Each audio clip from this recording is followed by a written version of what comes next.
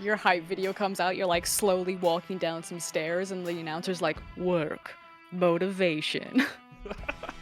Exactly. The Daft Punk harder, better, faster, stronger. It's just like working, motivating, improving, teaming. Oh, okay. We should cut that bit of me singing. No, I actually think that should be it.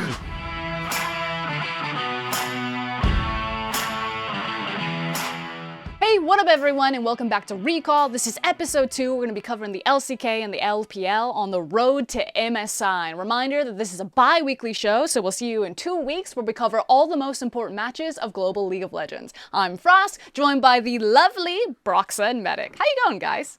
You go first this time, Medic. Last time we kept, talking at the same time, so you go first. Yeah, I'm doing alright. Just grinding solo queue, trying to climb the ladder, all of that good stuff. Playing a lot of Elden Ring as well. Still can't beat the final boss in that game, but I'll get there. Who's the main? Not an Elden Ring. Rakan. I'm a Rakan one-trick pony. It's the only thing I ever play.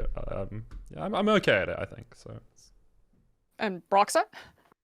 Yeah, I've been kind of the same thing. Just been busy playing a lot of video games, League of Legends primarily, of course. Just grinding solo queue, climbing the ladder. Just going nice and slow. Really can't complain. The exciting life of gamers. Elden Ring and solo queue, as it always is. Okay, guys. Yeah, pretty much. We're about 6 weeks away from MSI, and I think that the conversation has to start on T1, because looking over at the LCK, it's a very top-heavy region. I know that a lot of the LCK experts have talked about kind of the top 4, but it's really just a top 2, with T1 breaking their own previous record from 2015. They were formerly 17-1, now have done the impossible, have gone 18-0, the undefeated, perfect season, obviously with the asterisks because of a lot of COVID-19 plague series, especially that Gen G series, where they weren't able to field the full roster at maximum potential, and it now feels just like a ultimate not dark horse race, a 2-horse race where it is absolutely going to be T1 and Gen G in the finals. And I guess the question starting there is, how good is T1? What do you guys think of them? Is this the Faker show, or how would you even dive into this team? I think what's so impressive about them is that it's so much more than just a Faker show, actually. Like, if you look at the lineup, all of the players look really incredible. You have Zeus, who's like the least experienced player on the team, but even though he's pretty new, he's still reliable and dominant. Warner, someone I really like to watch, because, this guy plays a beautiful Lee Sin, right? He's pretty much establishing himself as one of the best players in the world already. Faker is Faker. He's played for 9-10 years and he still looks godlike. You have Gumayusi, who's looking super confident and aggressive and who plays extremely consistent, especially now after having Worlds experience coming in from like 2021. And then the last member is Kyria, who literally MVP of the LCK. One of the main shot callers for the team. He's like a walking highlight reel almost, just makes like big plays every game. And then, you add these 5 incredible pieces. They have really great synergy. Every part of the play is on point pretty much. It's so hard to abuse them, and yeah, it's just a great team to watch. Really, it's crazy how good they are. I know you want to jump in, Medic, but I wanted to kind of start there before I let it over to you, because I love this word that Broxah said of synergy. I know in interviews, Joe Marsh, one of the owners of T1, talked about how this was one of the few rosters that just retained the same roster. Yeah, there were some upgrades on the top side, having Zeus up there, but the idea was that they wanted to build on synergy, and where Spring Split is so much about kind of rebuilding teams, refinding that communication, and kind of finding your stride before teams start to ramp up in summer, it feels like T1 came out of the gate blitzing because they already had the inbuilt synergy from carrying over a majority of the roster from the previous splits. I think this is something a lot of organizations tend to take for granted, that especially when you have played together at Worlds, I feel like that's where you can really learn and really grow as a team. I know this from, I think, every single year I've been at Worlds, 4 times we would come to Worlds, we would play at the boot camp, and we would just struggle for our lives at the start, because you play so many good teams with different play styles. You have different metas, like now looking at Korea and China, for example, completely different play styles. And the boot camp is always such a big learning experience. Then you get to the official games where It's kind of the same thing. You usually go into the first week with a certain plan. The meta kind of changes and evolves throughout the tournament, and all in all, you just gain so much, not only individually but as a team. But most teams still make a lot of big changes, both for players and coaching staff afterwards, and it usually feels like few teams actually get to use what they learn from Worlds and put it to use in the upcoming year and really grow from it. And now T1, they already looked amazing last Worlds. They made it to the semi-final, right? They were great. And now see what happened when, they stick together and just keep improving. I think Broxah hit the nail on the head that it's really not the Faker show. As much as Faker's a great player and mechanically he's incredible, his map reads are really strong. Everyone else on that team is top 1 or top 2 in their role quite easily. Their bot lane is the best bot lane in the world, quite without a doubt, in my opinion. Gumayusi looks just like a man possessed whenever he plays. I don't think there's an AD carry apart from maybe Viper that could match him anywhere in the world. And then Keria is just a joy to watch. His ability to play enchanters, his ability to play engages, to disengage, his read on when he can team up with Ona, when he needs to provide support for Gumayusi. Often you see on a team like this, you have a few standout players and then a couple of supportive cast. We saw, I know, Broxah, a lot of the time in your career, you were the supportive cast of a jungler, right? You supported Caps to let Caps really shine, and you did a very good job doing that, and often that's what a team needs. But on this team, there's not really a supportive cast, right? Everyone can just carry the game for themselves, and sometimes some players play a more supportive role, but there's no single player where you look at it and okay, yeah, he's just there to make the other guys look good. Every single player is the best in class, the best in slot in their role.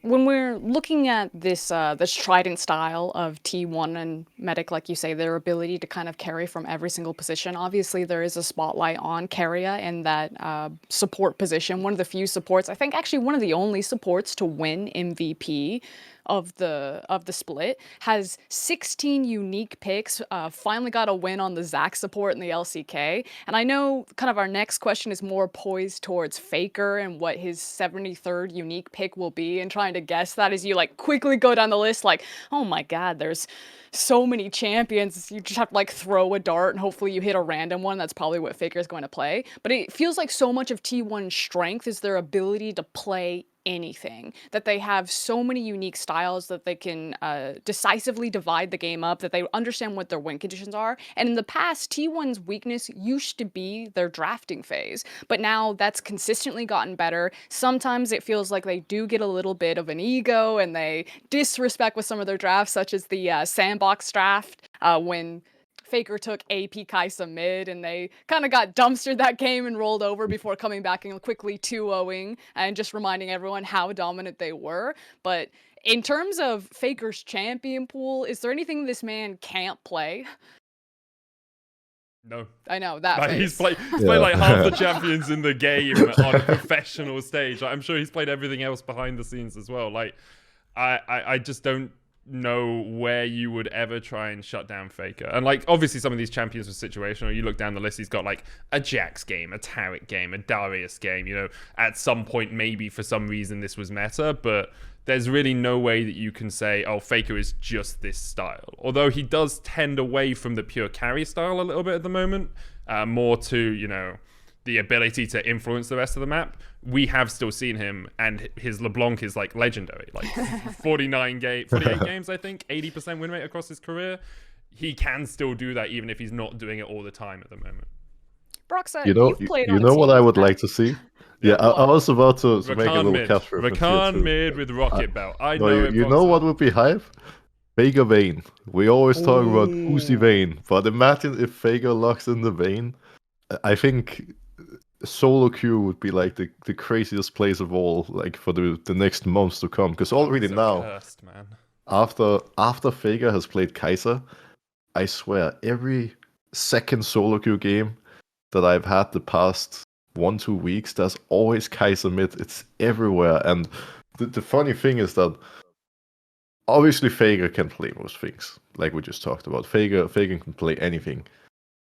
But the Kaiser Mill experience, the solo queue is a really iffy one. It's like either they go 0-10 or 10-0. There's no in between. So I hope that Faker is gonna teach all his fans how to play the picks. But no, for real, I think Vayne, that'll be hype. That'll be a lot of fun. You know Caps the Vayne, sorry, you know Faker the Vayne. exactly right, but the Yeah, exactly. If Caps can do it, I'm sure Faker can as well, right? just needs a Galio pick as well. The Kaiser AP mid was actually played in the NLC first, by the way, Broxah. The mid laner it for was? JDXL, Okay. a guy called Enemies, he's a Korean player. He brought out AP Kaiser mid and absolutely destroyed the NLC with it. So I think Faker's actually watching the European regional leagues, getting his tips from Studying us. up. So if T1 Oh, wins wow. Worlds this year and AP Kaiser's played us all, we can say it was Europe that led them to the victory, right? That's how that works. Did you pull something in those Oh. mental gymnastics? I mean, I can do the splits mentally. Let's be honest. I like that logic. Yeah, I think it's Works good. for me. What is T1 doing that other teams are not? Why are they so dominant? If you listen to the LCK analysts, they constantly have this reoccurring question of, is T1 that good, or does the rest of the region just suck that bad? And ultimately, I think that they have decided that T1, I think I've heard Wolf say and Chronicler say that they feel that this T1 is actually stronger than 2020 Dom 1, which is absolutely terrifying if you remember how dominant that team was. But in your guys' opinion, what makes T1 so dominant? Well, in my opinion, it's just they're so hard to punish. Like they make so few mistakes, and I feel like even if they give you like a small edge in the early game, you barely get to do anything wrong. It's like you just have to overstep like a little bit, and they're there to like literally end the game on the spot. And it kind of reminds me of like watching them play reminds me a bit of, season 5, 6, 7, where Korea was so dominant and where no one could really compete with Korea because they were always in control. The moment you make a little misstep, they get a lead, and you never get a chance to play League of Legends again. That's kind of how like T1 feels to me right now. It's like their team fighting is almost always on point, and they're so good at establishing how the fight should be played out. So it's near impossible to out team fight them. They punish opponents really hard in mid game. That's usually where they really take over. It could be like macro mistakes happening from the other team. It could be someone overextending, and they're there to just get the pick and translate that into big leads. They have really good objective setup, and they're really smart about how they position around, Drake, Herald, and the Baron. And then, yeah, I mean, again, it's just a combination of all these players that, they're so on point in the team aspect of the game, but then they're also all world class individually. Everything adds up, and it's just so hard to deal with them. They're not flawless, but it's hard They're to pretty compete with. flawless. Like it's, Yeah, a small mistake every now and again, but yeah, I think it's very impressive. I will add, it would be easy just to say how good they are on the map, and like we kind of covered that. Like I agree with all of Brox's points from an analytical standpoint, but I actually think it comes down to more of a way T1 is run, where it's like what are they doing that no one else is doing? Well, who on that team hasn't been with T1 basically their entire career? Only Carrier. Faker, Zeus, Ona, and Gumayushi have all grown through the T1 Academy and through the T1 system. And you can say, well, maybe they would have got more experience playing somewhere else. Maybe the games in the top league of the LCK would have been better for them. Actually, they have grown under the strategies that T1 have wanted them to go under. They have the same game language, so they talk in the same way. When they discuss map movements, they're discussing it in the same concept group because they've all grown under the T1 management. I actually think that's something that academy teams and like these, EOL teams that feed into the main teams in Europe and in NA should really look at is, yes, your academy team can just be looking to win your region, but having an academy that actually fosters and grows players that will stick around with your organization just gives you so much more power when it comes later on. I've heard, I think LS was talking about how they were offered like €1 million for Gumayushi, and they said no, because they're like, no, this guy is our guy.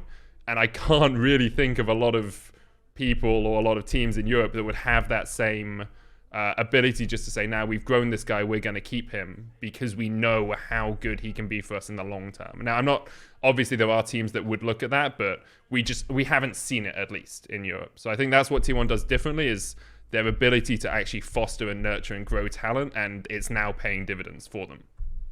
Yeah, and T1's really leading the way on that. If you look at the rest of the LCK teams, there was an investment in kind of rebuilding rosters. There was a story of, are they going to throw big money to try to get some of these prized players back from the LPL, like Scout, Viper, The Shy, Rookie? But all of them are still over in the LPL, and instead a lot of the LCK teams went for kind of lesser known names, or while you're talking about T1 really fostering and growing the talent from within, the rest of the LCK is starting to push that way. And again, it kind of sets up this narrative that while Spring Split might be slow because the bottom half of the LCK is very weak, eventually in Summer Split, as these players get more experience, there's going to come a tipping point where the LCK is going to be fire from top to bottom again. We're so screwed. We are so That said, does T1 have any weaknesses? Again, very clear favorites. There is the asterisk over Gen.G. We are expecting a T1 Gen.G final. Barring any upsets that happen, I believe this Sunday is when the second round of playoffs happen. I believe this will come out Monday. So theoretically, we could be sitting here being like, yeah, T1 Gen.G, they're going all the way. And the final is like the Freaks and Dom1 Kia. Yeah. Just Canyon just bodied everyone in the semi-final somehow. Well, how do you beat them? T1.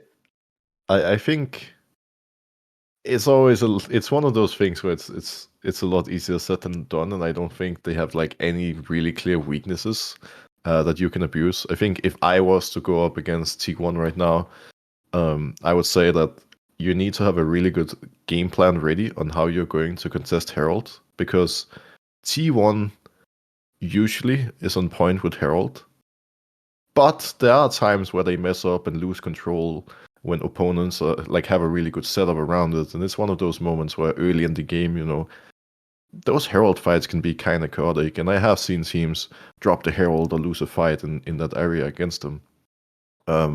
They also often give up early Drakes. So stacking Drakes and playing for Soul would be a priority as well. Just trying to, get any small victory that you can in the early game, and then, have an advantage from that in the mid game.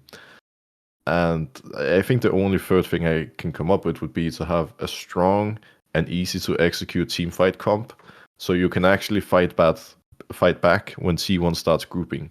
Because in the mid game, when they start grouping, when they start forcing the team fights and look for those openings on you, that's where the game usually ends.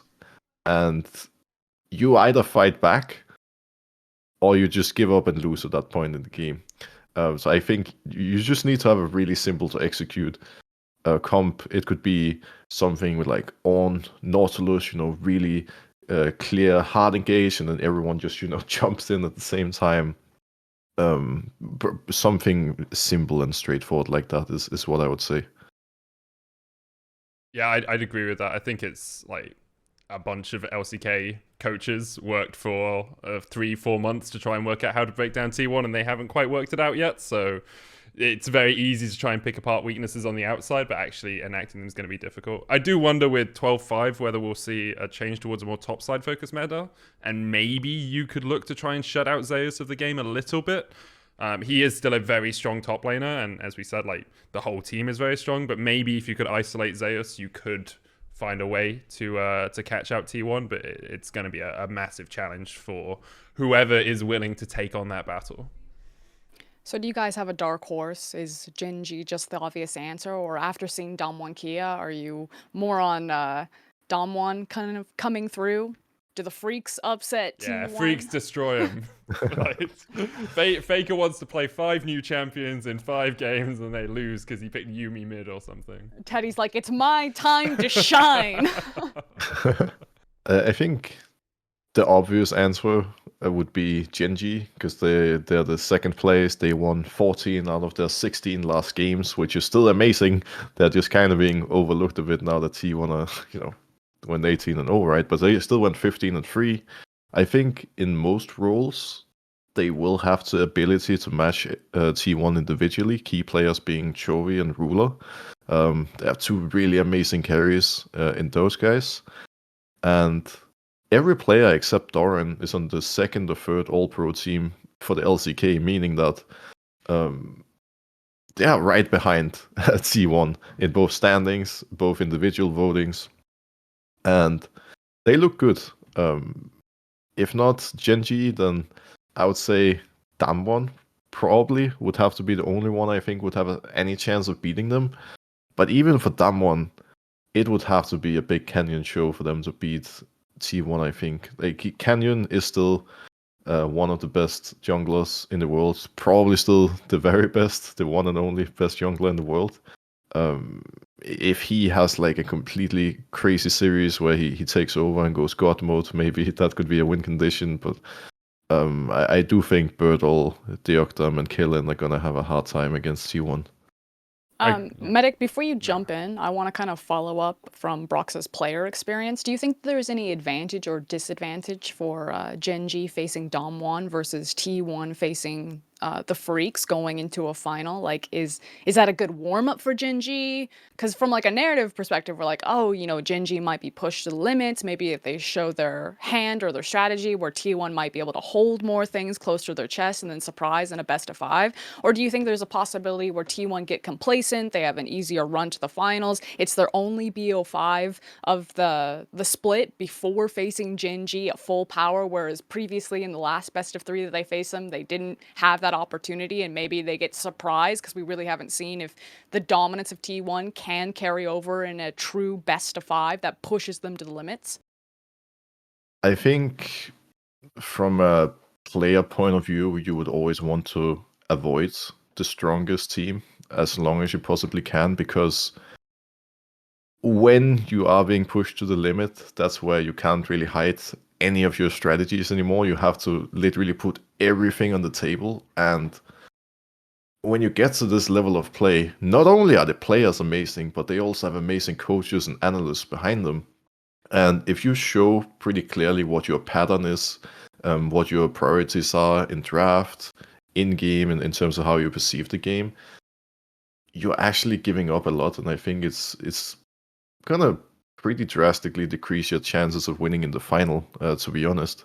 Unless you are able to quickly whip out something new and adapt, right? But I know when I've been in playoffs, we would always cross our fingers that, you know, we get the easier opponents, so you can kind of just cruise your way through the final. And then oftentimes when you get to the final, the team you're going up against, if they had a harder matchup in that series, like, you can just sit and watch every single priority pick they played. And then the thing is, if they had a hard matchup and they actually came out on top, well, obviously they're going to lean towards doing that again for the final, right? Because that is what worked for them. So from a preparation point of view, it makes everything easier.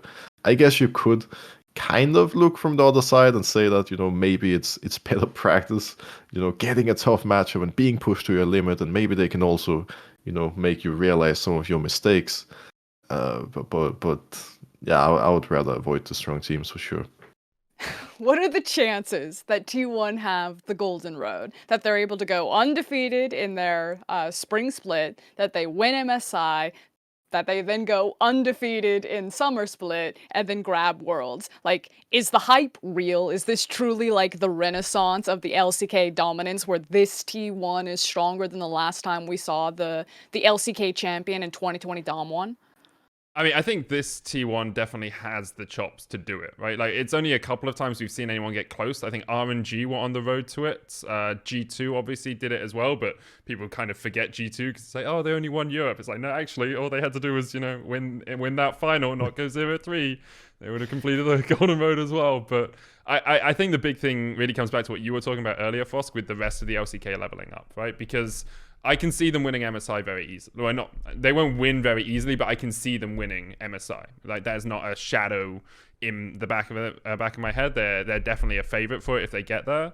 And then next LCK, maybe will they go 18-0 again? Probably not. They'll probably lose 1 or 2 games if the rest of the LCK level up. Maybe they don't win the LCK and they get second. You know, maybe we see Gen G have a resurgence. Maybe we see Dalmon Kia fix whatever the flip is going on there.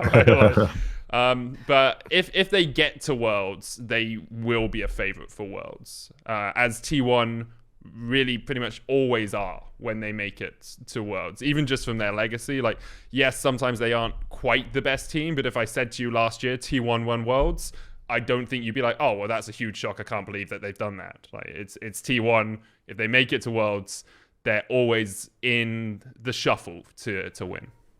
I always love this idea of separating the mystery between the LCK dynasty and the SKT or T1 dynasty. Because while there were the Samsungs and the Damwons, for majority of the LCK's power and how revered they are internationally, that does rest on Faker's shoulders specifically. So looking at T1, who is the actual threat internationally? I think a lot of people will point towards the LPL because they are the MSI and world reigning champions, but also a reminder, the standards are so high for LCK teams. They were like one game away from both of those titles as well. So it could have been a complete flip other world where the LCK is also then holding the MSI and the world championship titles, as well as now having kind of this T1 super team that's re-emerging.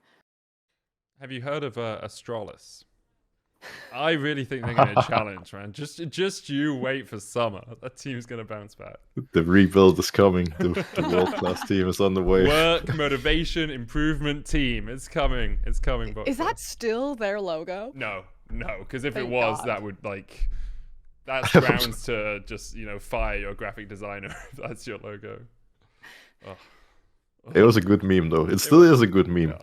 Imagine you qualify for Worlds, top seed from Europe, and you go in and like your entire, all the hype going into Worlds is just centered around those words. That would be so funny. Like, that would be glorious. Your hype video comes out, you're like slowly walking down some stairs, and the announcer's like, work, motivation. It's like Exactly. the Daft Punk harder, better, faster, stronger. It's just like working, motivating, improving, teaming. Oh, okay. We should cut that bit of me singing. I'm just gonna put that out No, there I right actually now. think that should be I it. should stay in. That was perfect. That was beautiful. Anyway, This is Broxah, supposed to be who's your going to challenge tee-up. T1? Yeah. Is this supposed to be your tee up to talk about the LPL? But if you truly think that the actual threat is Fnatic, then I'd like to hear it. No, I do not. I do. I do think, like, with what we've seen from the LEC and LCS so far, maybe that can change in playoffs. But as of right now, it just seems like LCK is on another level. Like that, T1, Gen G, like. I don't really see a competitor for them right now. I guess my hopes would be for either TL, C9, or Fnatic to like really, step it up and go big. But realistically speaking, I would probably say Victory 5 personally. They have a really strong lineup right now. I really like the combination of Casa and Rookie, two players that, in my mind, have always been really amazing. Rookie, by many, is considered one of the greatest mid laners of all time, right after Faker. Casa is someone I've played against a lot of times, and would usually be one of the junglers giving me the hardest time just because of how stable and reliant he is. And I think adding like having the mid jungle duo of Rookie and him was so solid. Kai'Sa being the stable one, Rookie really aggressive and really good at punishing the enemy mid. You give them Rich, who is now one of the best top laners in the LPL, a super good bot lane duo with Fodek and PP God. They've been so good, and I think it's always hard to judge exactly what's gonna come out of the LPL. I feel like mostly because when they play in their own league, they just all play such an interesting, aggressive style, and it's hard to say how that's gonna pair up against the Korean style. But I think overall V5 have been really dominant. They've built a really incredible roster. It would be my own personal bet, if any. For the international fans, kind of the Spark Notes and short of Victory 5 is that the only remaining member from the previous Victory 5 roster that were absolutely bottom of the barrel is the legend himself and PP God. His name is What a ridiculous. name, His man, support like- play is not. He is very strong down into that bot lane. But really, the cementing jewels for this roster, as Broxah said, is Rookie, which you've probably heard that name, and Karsa being joined together. And what's really nice is now we have this perfect railroad happening where you have Faker kind of back in power, back in his resurgence, and a T1 behind him that is helping facilitate and support, and you have Rookie, who is still playing at the top of his game, probably top 2 mid laner in the world, and theoretically at MSI, they're on a crash course to finally decide Rookie versus Faker, because they faced a couple of times, but never with both of them having such powerful teams around them and both of them being in form at the same time. And that's what I want. I want the Rookie Faker showdown. I actually think Rookie and Faker have only played against each other like 2 best of 1s or something. Like they've never gotten to play an actual best of 5. There was really massive team disparities, and one of them was slumping or one of these issues. We've never had them both in like peak form, and I think if you were to have a discussion of kind of like outside of the showmakers, the chovies, because I know those names gets thrown around, of like who is truly the best mid laner behind kind of the greatness that Faker has established, Rookie has to be right there. Yeah, I think you have to No, put Rookie up there, right? World champion as well, 2018 IG, right? That was a little bit close to home for someone in this call. Can I leave now? Why did you just have to kill Broxah like that? Don't bring those memories back. Oh no. But yeah, that like Victory 5 are just obviously currently leading the LPL. I think they look incredibly strong in that combination of Karsa and Rookie, especially since both of them didn't have great 2021s. Like, I think Rookie ended 9th on IG last year. Was that Rookie's fault though? Oh, it wasn't Rookie's fault at all, but it was like it's like Faker missing Worlds 2020, right? Like it probably wasn't his fault, but it's still a freaking kicking the teeth when you're one of the best players, if not the best player in the world generally, right? So I think V5 are definitely standout favorites, but there are like other teams in that mix. You know, RNG currently sitting in 2nd place. Xiaohu continues to probably be he's not the best player in the world, but he's one of the most impressive players in the world, in my opinion, right? He's fighting with Rookie for MVP of the league. The fact that he lane swapped and has been world class in 2 different lanes across the course of his career, and that this team, RNG, after losing Uzi, have now kind of defined themselves by playing around Xiaohu, is just the way that man commands respect in whatever role he plays is very inspirational to me. And I think RNG look very strong as well because they are playing through Xiaohu a lot of the time. Xiaohu? I can never get the Z sound properly when I'm terrible at it. It's supposed to be like a ch sound. Xiaohu. Okay. Xiaohu. But as far as your front runners, I hear both Victory 5s and RG popping in there. Is there any other kind of like front runner that you would say to an international audience, this is who you're really looking at from this region if you're just kind of tuning in for playoffs? March 26th. I mean, it's every day, bro. Like 26th, 27th, 28th, 29th. They skip the 30th, I think, and then it's 31st, 1st, 2nd. Like, they literally have a regular, like the last regular season game, and the very next day they're in playoffs, and it's a double elimination King of the Hill format. It is brutal for the LPL guys. It's a hardcore schedule for sure. I think Top Esports would be another team to look out for. Like just the fact that they. Just the fact that they have Knight in the mid lane, I feel like is enough to talk about them. Knight has been... They're on a 10 series winning streak right now. Yeah, they are looking really good. And I think Knight, the past couple of years, has been one of the most mechanically gifted mid laners that we have in the world. One of the strongest individual players. And the team around him hasn't always been playing, at the absolute top. They've been a bit up and down, but I think TS have started to look really, really dominant. I kind of like the combination of jungle, mid combination of Knight and Tian as well, although Tian does have a few unlucky games at times. I think most of the time that duo seems almost unstoppable as well, to be honest.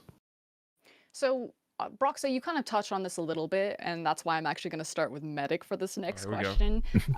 How would you say that the meta is different in the LPL, if it even is? Because maybe it's not. I was looking a little bit at some of the champion priorities. It seems on at least 12-4, which obviously playoffs moving into 12-5. Consistency is Hecarim still very strong pick. There's a handshake always between the Jinx and the Aphelios. RNG are one of the few teams that will like to ban Jinx from blue side because they feel like they have a very wide champion pool and can maybe abuse a little bit more and get a bit more creative in what they're doing down in the bot lane. But there's a bit more Orianna priority. The LCK has a bit more Enchanter, Karma's, Yumi's popping up, whereas the LPL is still very much on the train of the Nautilus, the Leona, the Thresh. So as far as the champion picks are concerned in draft phase, they do seem fairly consistent between the LCK and the LPL. Yeah, I'd agree with that. And I think across the world, champion picks are actually relatively consistent. You will notice certain different prios in different like regions. So like LCK, as you say, really likes enchanters. There's a lot more Karma prio generally in LCK. And as you say, LPL is much more engaged support heavy. So the Nautilus, the Leona. I think that the general theme for the LPL still rings true, at least to a degree. And obviously some teams don't fall into this bucket, but the majority of LPL teams will take more fights than other regions will. And a lot of the time, if you don't read the map, or if you're not quite sure why they're doing it, they're fighting over like what I would class as micro objectives. Like they're fighting over a jungle camp or a ward that they want to place for a dragon that's coming up in 30 seconds time. Like a lot of it is less about, oh, we go and we fight the Herald, which is something you see a lot in the LCK. And it's more about, oh, we go and we fight for this Razorbeak respawn. And so if you're not looking at like the minimap and looking for like jungle camp types, like what the actual ever loving are you doing here? You've got 5 people invading this jungle with no objectives up. But LPL I love the confidence they have in their players a lot of the time, because a lot of the time they'll take like a 52-48% play for one of these things. I'm like, is it worth risking losing the game over a Razorbeak? Apparently it is. Let's go gung-ho straight into the meat grinder. It's great to watch. One of my favorite things about how kind of like smaller mini metas, or I like the word that you use, the kind of priority on different champions or different things appears, is just because of the players themselves and the regions. So if you look again closely at the champion stats between LCK and LPL, there's a slightly higher priority on LeBlanc in the LCK, which makes sense when you have the Demon Master himself playing LeBlanc and being such a prolific LeBlanc player, which isn't to say that people like Rookie can't play that champion, but in the LPL, you see that there's a slightly higher priority on Orianna, and Rookie is probably the best Orianna in the world, alongside also someone like Angel, who also has a high prio on Ori. So I love how specific players and how they really gravitate towards certain matchups can almost create like this ripple effect within their own regions, because if you're going into scrims and someone just keeps picking a certain pick, you're like, God damn it, this must be strong. It's why we see no rise in the LEC, because of, the Perks rhyme. My Azir is bad, my rise is worse.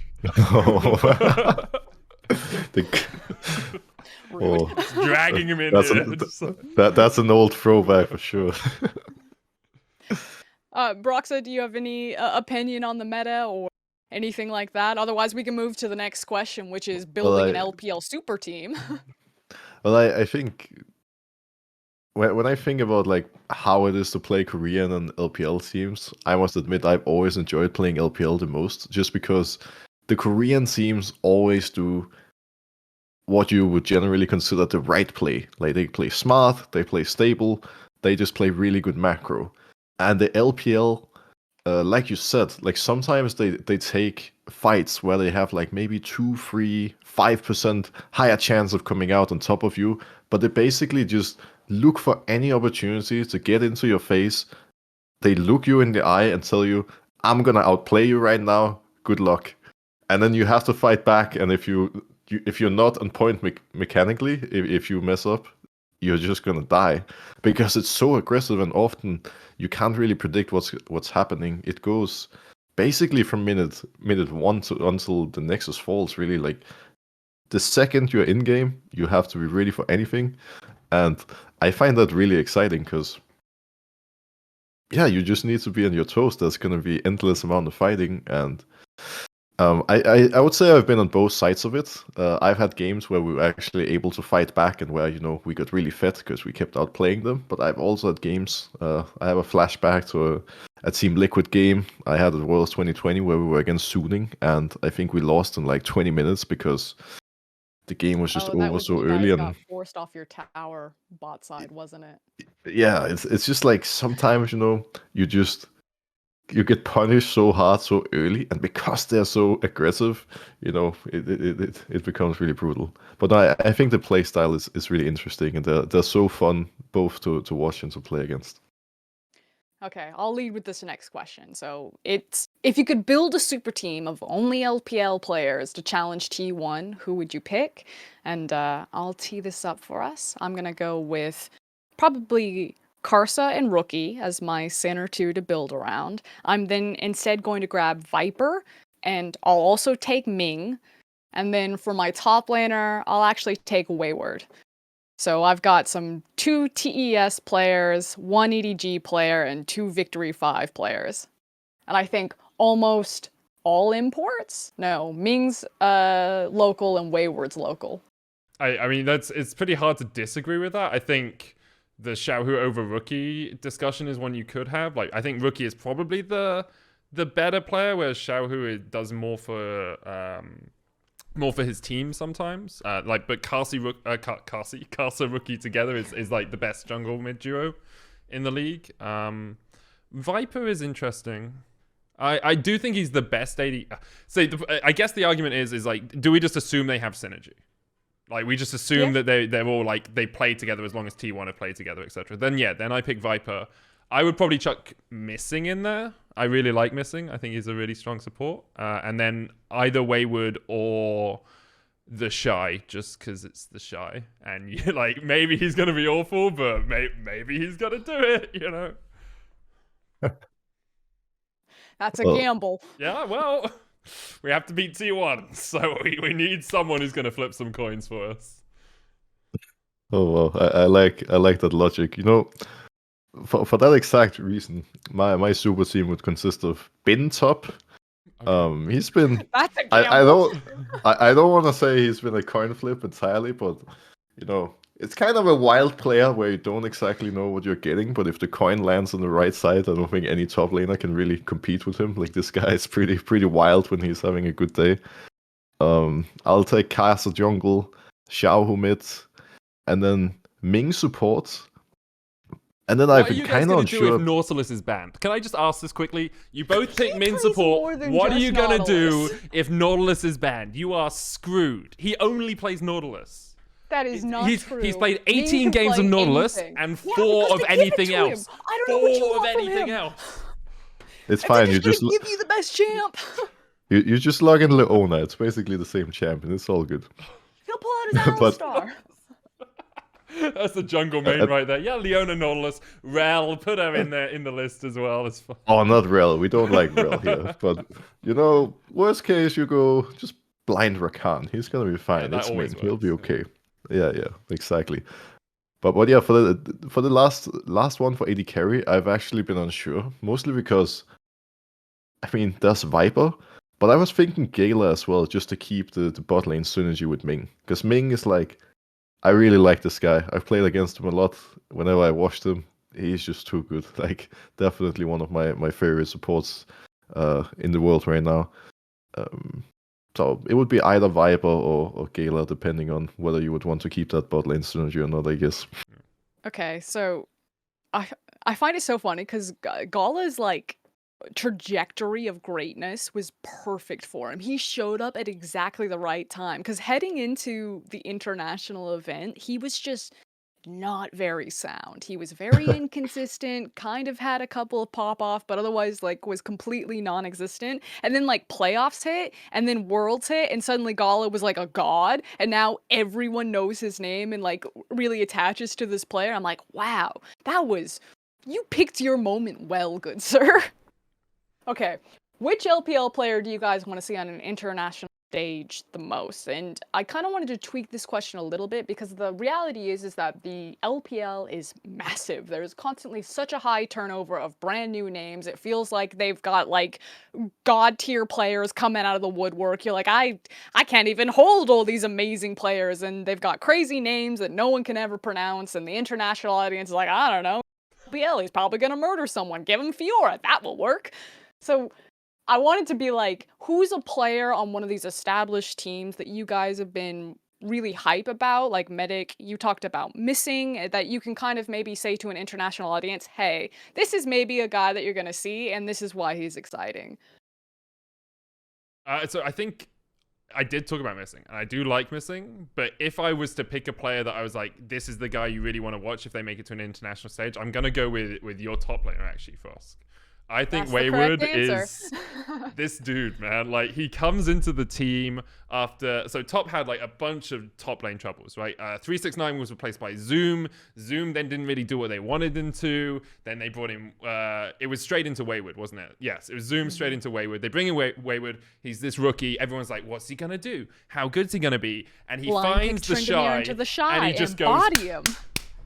Just slaps the man in top lane. I don't like... It was a bad matchup for Wayward. The Shy got destroyed. He didn't even have that much like jungle pressure or anything. He just beat the man in a 1v1. And if someone's clapping the Shy, you know you want to see that guy on an international stage. We have had a lot of very cool LPL top lane moments in the past. Think of Bin with the gangplank destroying, was it G2? Whoever he destroyed. Yeah, it was G2. Yeah, it was G2. It was just It was like, Perks turned a corner, saw the barrel, like the record stopped, you'd be like, you may be wondering how I got into this position.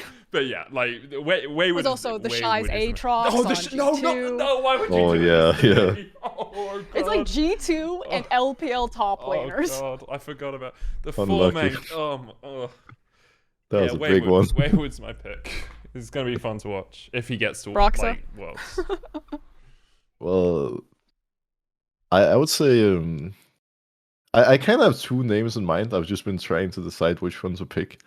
I guess I can make the first one quick. I mean, the first one would be Uzi, but it was just recently announced that he's just left BLG due to synergy problems, and he's going to be taking a break. So even though it was very unlikely already, like now it's definitely not happening. I think most people would love to see Uzi back. The other one would be SoFM.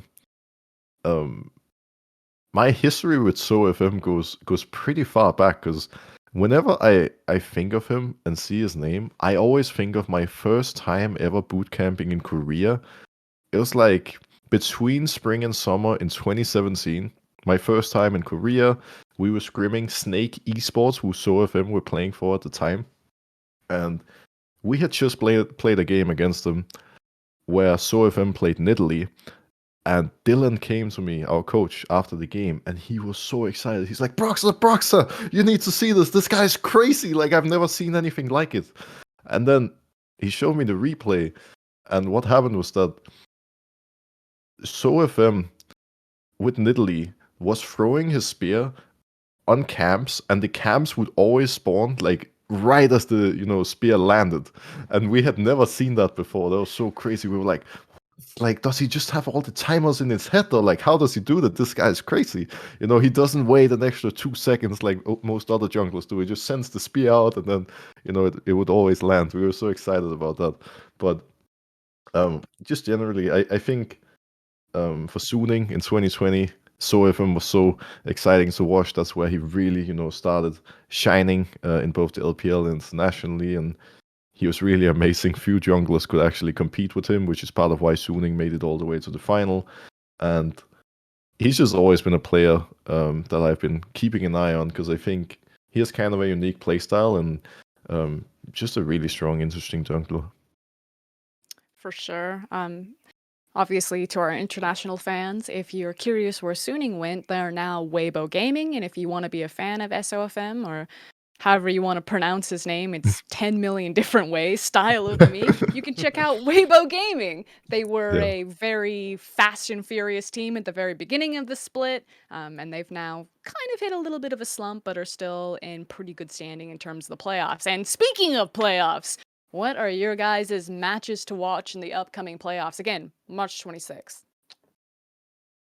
I mean, the problem with LPL playoffs is they kind of just like, it's a concertina, right? It's a King of the Hill style, like goes all the way down. So the only matches we actually know are definitely happening so far are Billy versus Rare Atom, right? And is it FPX EDG on the other side? Yep. So of those Yeah. two, I would watch FPX EDG. I think that is a more exciting series to watch. But along the line, you got, Tez play the winner of Billy and Rare Atom, and then it keeps going down and down.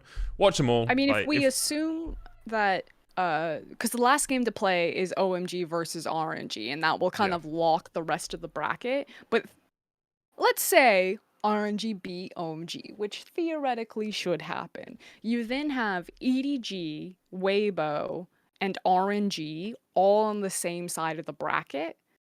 And Wouldn't so, JDG be on that side as well? Yes. WC3. Yeah, that's an incredible side of the bracket. The bottom actually. side of the bracket yeah. is crazy. Whereas the top side of the bracket, really the only thing you have, Top Esports versus Victory 5 eventually, which, again, Top Esports has so much momentum behind them because they're on a ridiculous series win streak right now. So I'm looking at like the bottom side of the bracket and how many of the top teams are just packed in there. Yeah, that's going to be good. I 100% agree with you. Those are going to be some fun games to watch. I feel like the interesting part about LPL is just always that I think it's so easy to have an overview of everything happening in the other regions, but in LPL there's just endless amount teams of games. Most of the games are so high quality because they always have like 6, 7, 8 like really amazing fun teams. It's just so wild. There's so much going on over there. I mean, they have 12 best of 5s in their playoffs, right? They almost have as many best of 5s as we have regular season games per team.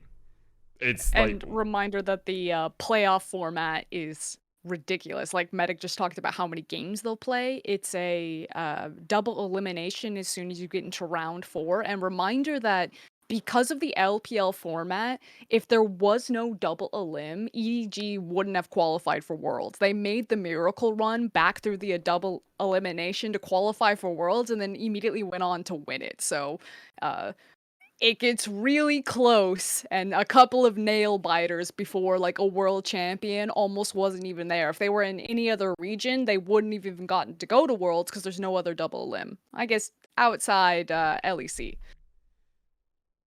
You guys have a fun bracket. Yeah, it should be good fun, actually. I'm really looking forward to it. 2 best of 5s feels like a lot to cast in like a weekend, but then I just talked about how much the LPL guys are casting. I'm like, well, that's, I could just be casting 6 games and they have 60. So maybe I should count myself lucky. Broxah Medic, it's always so much fun to talk to you guys. Do you have any sign-offs or shout-outs you'd like to do at this point? I'd like to shout out Broxah. He's a really cool dude. I like him a lot. Yep. Yeah, I would like to shout out this dude. I found his solo queue recently. He's called Medicasts. A bit of a Rakan one trick. I'm sure he's gonna take over the LPL one day. First just me EU and Ming, import just to like China. Next to each other. Yeah, he's gonna be actually he's gonna take over Ming's spot on RNG. He's gonna be the new Ming. Yes. I still remember being in China. You know, whenever you play in China, they always, in the crowd, they have those lights with player names on it. Yep. I swear, like half of those, they all say Ming. Like, this guy is too popular. In a few years, there's going to be Medic on all of them. It's going to be beautiful. Really nice. Shout out to you too, You've Frost. heard of the Ming dynasty. Have you heard of the Medic dynasty? Do I get my own vases? That's the important, like, just like beautiful, intricate vases. That's the peak of your career, the vase. Okay. That is it from us. Do not forget that the LCK playoffs will start on April 2nd, and we'll see you guys in a couple of weeks for episode 3 of Recall. But until then, stay safe and have a good one.